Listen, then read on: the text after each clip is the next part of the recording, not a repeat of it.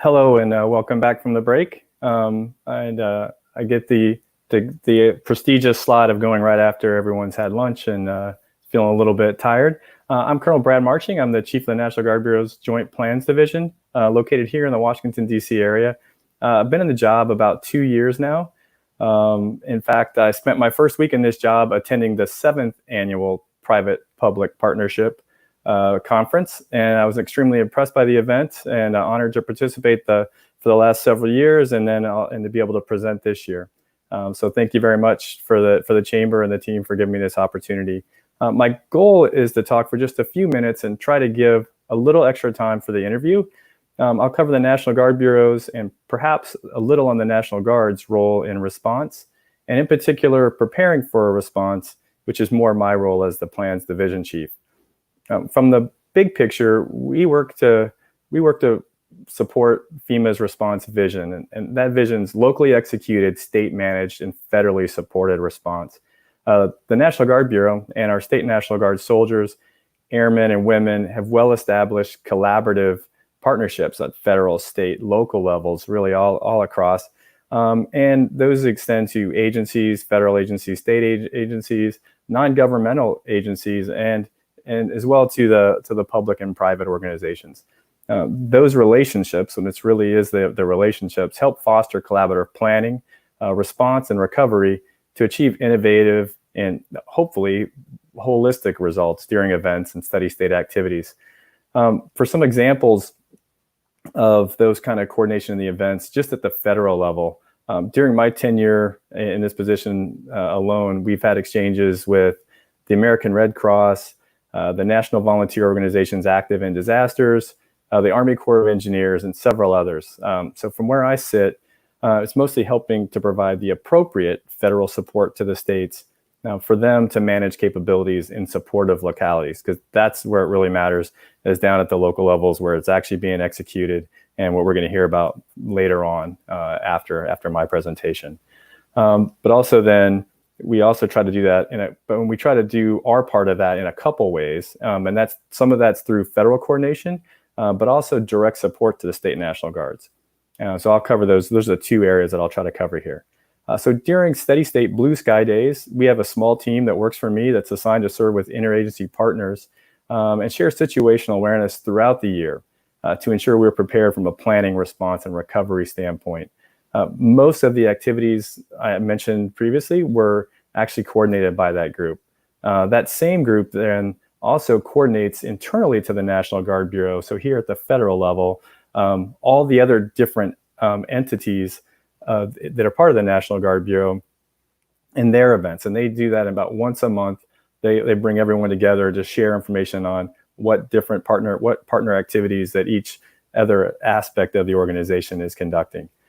During national level events, that support really ramps up and scales up quite a bit. So you'll see we then will deploy additional planners, liaisons, whatever the federal partners really require. We'll deploy other folks to them to assist with planning and coordination. So for example, during the COVID response, the National Guard increased its L&Os, the agents, is our officers, to FEMA, and we also added officers to Health and Human Services. And those were quite a few. And in this one, because this was primary, especially early on, a health issues, we actually had more from our health providers working with the other partners than we did from the people from my plan shops. And those individuals then provide the expertise and the knowledge and the base on how best to use the National Guard assets, and then also their limitations during response, because there are things like laws and policies that we have to abide by as we're doing that. And they also then will have additional subject matter expertise on some of the processes that can be challenging, but are in place for a reason. And so knowing how to navigate those policies and those processes are key to making sure that effective support makes it down so the state can manage and then support at the local level. Again, and then a core team to maintain these relationships year-round, building trust and relationships with the different partners. A way to think about this aspect of those part of what I just discussed is more about so that's the synchronization in support of the states.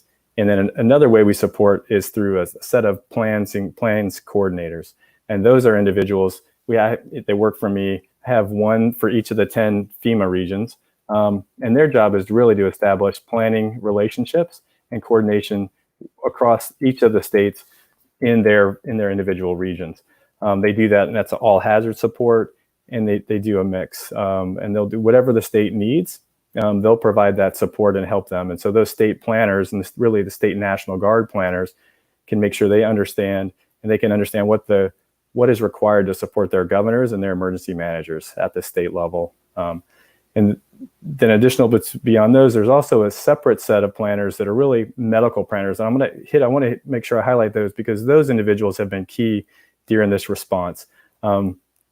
They're the ones who have been making sure that we understand what those are and taking information that's coming from the states and passing it up to the national level, and then from anything that's at the federal level back down. So those individuals have been key throughout this response, and they've been done an amazing job. And what we're really trying to do, though, across there is really to get that shared situational awareness, and so we all can work towards to the same goal and the same objectives. And once again, that's federally supported, state managed, and locally executed. And that's what we try to do. And we do, like I said, a couple different ways, both from trying to help with the synchronization at the federal level, but then also some direct support to the states mostly in the form of the state National Guards, but some that can also be expanded.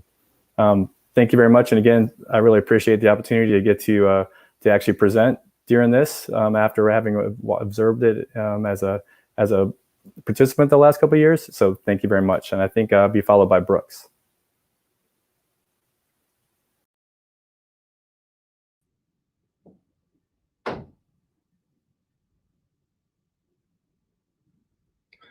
Thank you, Colonel Martsching, and the leadership that the National Guard Bureau has been providing during this time.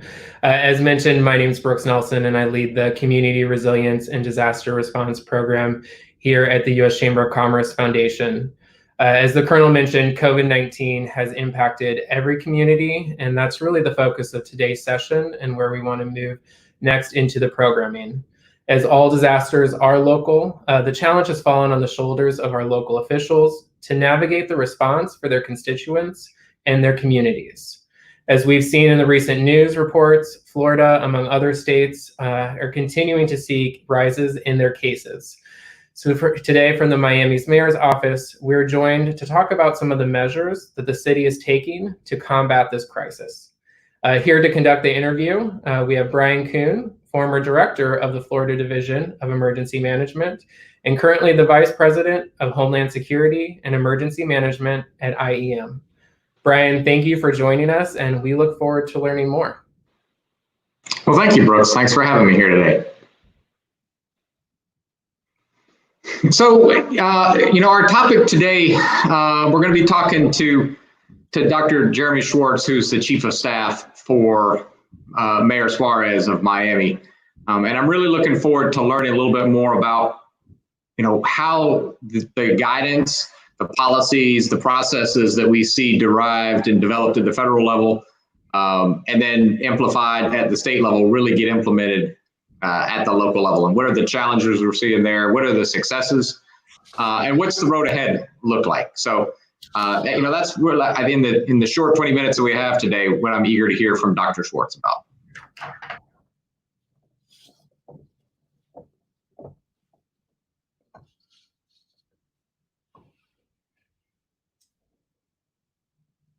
So Brooks, can we bring on Dr. Schwartz?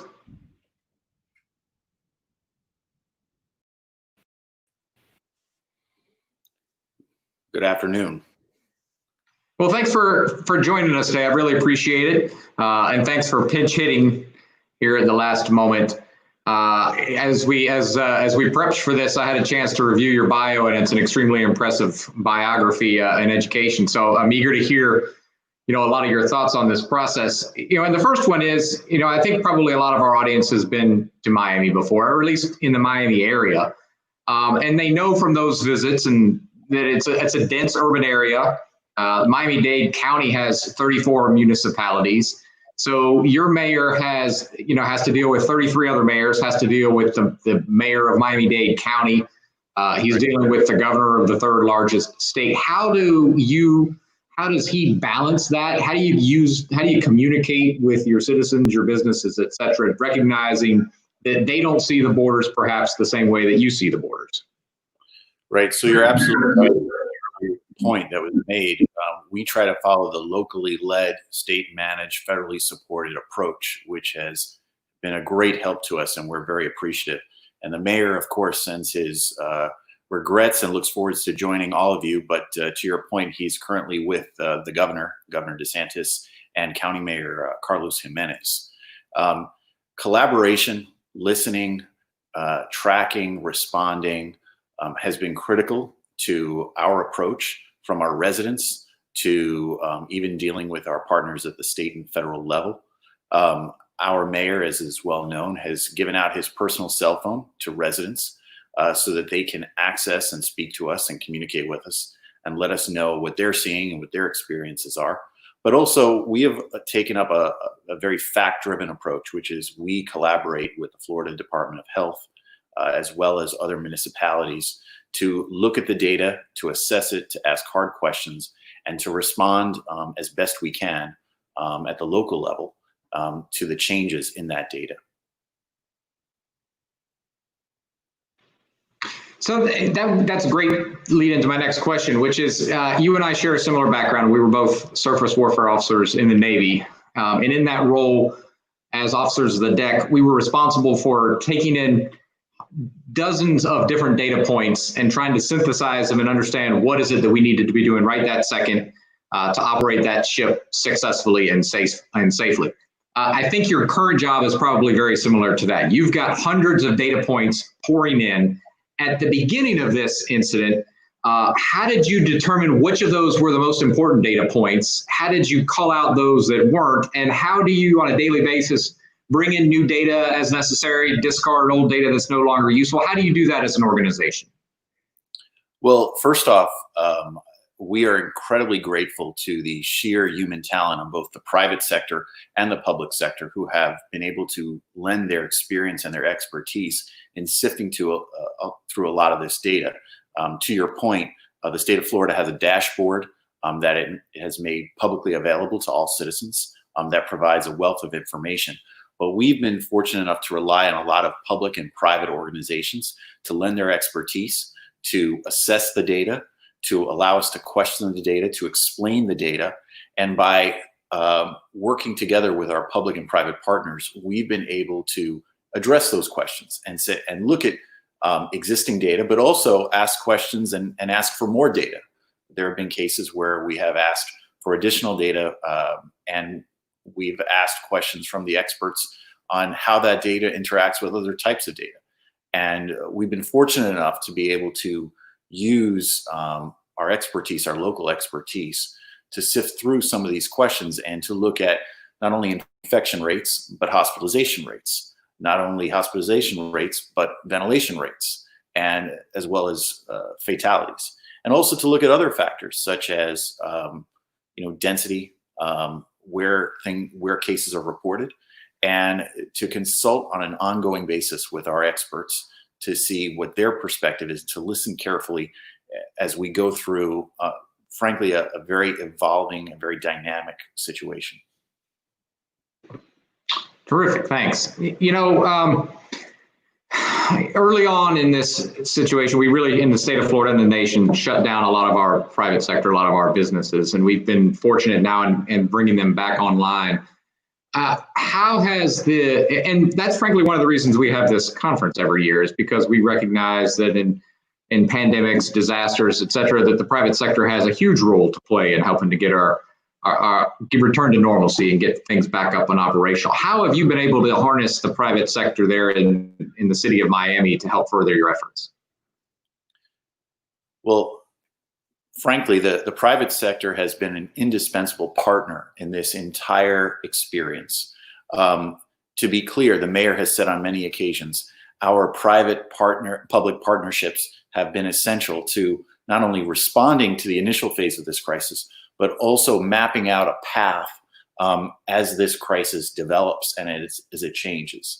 We all want a sustainable level of economic activity that keeps our economy strong, that keeps people employed, but also keeps people safe, that also ensures that this pandemic, that this infection rate decreases, that we are protecting lives, we are protecting our healthcare infrastructure, and we are protecting the larger public, which includes businesses, churches, and a whole wealth of organizations that are critical to making America what it is and making Miami the success that it is. Terrific, thank you. So this is way too early in the process to do it, but sometime in the next few months, governments across the country will start doing an after action review of this, and they'll go through and they'll determine, what went well, what went wrong. Do you have any thoughts as to what you will contribute when that time comes for the city of Miami? Can you point to any decisions, any things that you did perhaps early on that really made a big difference? And were there some things that you wish you had done now in retrospect? Well, as a fellow veteran, I'm sure you know that it's important that we focus on identifying the problem quickly and surging our capability and our capacities. To your first point, I think Miami was ahead of the power curve when it came to shutting down Ultra and a number of other music festivals, which are global in nature and which would have had a serious negative impact on our public health and our public health infrastructure. But as you know, this is a situation that requires a level of adaptation and creative thinking. And any after action report or any lessons learned report would require looking at all the data and then looking at some of the patterns that we are starting to notice and we are starting to respond to. Thank you. One of the positives of being stuck at home for months throughout this is that I've had the opportunity to re-engage with a lot of my previous colleagues and catch up with folks I haven't talked to in a while and share ideas and best practices. I know the mayor has a leadership role in the Conference of Mayors. Has he been able to use that platform to highlight some of the best practices that Miami has created? And have you gained some from his colleagues throughout that you've been able to integrate into your efforts? The answer is absolutely yes. The U.S. Conference of Mayors has been an indispensable part of listening to different ideas, different perspectives, different experiences. As you know, Francis Suarez was elected the second vice president, which means he will be president of the U.S. Conference of Mayors for the 2022-2023 term. But the U.S. Conference of Mayors and any platform, including the Miami-Dade League of Mayors, has been a fantastic opportunity to listen to each other, to share ideas, to share information, to share perspectives, and to create the type of responses that have allowed us to save lives, but also to address increasing and worrying trends, such as infection rates, such as the demand on hospitalizations, and look at our fellow cities and see how they addressed it, and listen to their experts and listen to some of the ideas they have used and learned from. That's great. So, Doctor, tomorrow marks 25% of the way through hurricane season. Unfortunately, that's the easy 25%. What are your thoughts in terms of how you prepare the city of Miami for what could be an active hurricane season, and it's going to be very complicated hurricane season? What are you all thinking about that? Well, I would say, as you know, working at the state level in the state of Florida, hurricanes are very much on the forefront of our minds. There are plans that are regularly activated and adapted and address hurricane season, and we remain vigilant on that score. I would also say that we remain vigilant as it relates to COVID-19 and how the two potentially could interact. But as Mayor Suarez has said, we remain very forward-leaning, and we are going to continue to prepare with hurricane season, just as we would prepare for any other hurricane season without COVID-19. Good, thank you. So, what as we start looking towards a return to normalcy, how long do you anticipate that's going to take in City of Miami till we get back to where potentially we were before COVID-19, or to our whatever the new normal is, or the better normal? How long do you think that's going to take, that economic revitalization?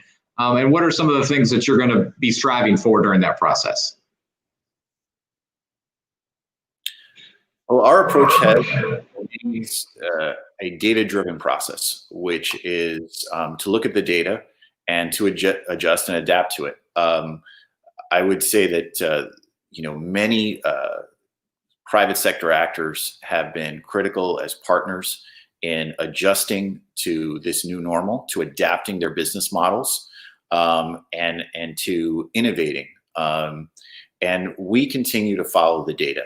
And when the data points in the direction we need it to point, we will respond to that in a nimble and agile and strategic way. So right now we're focusing on the data that we're getting, addressing the problem areas, working to get that curve down and get it flattened, and then move on from there. Great, thank you. Let's turn to some policy issues and some funding issues for a moment.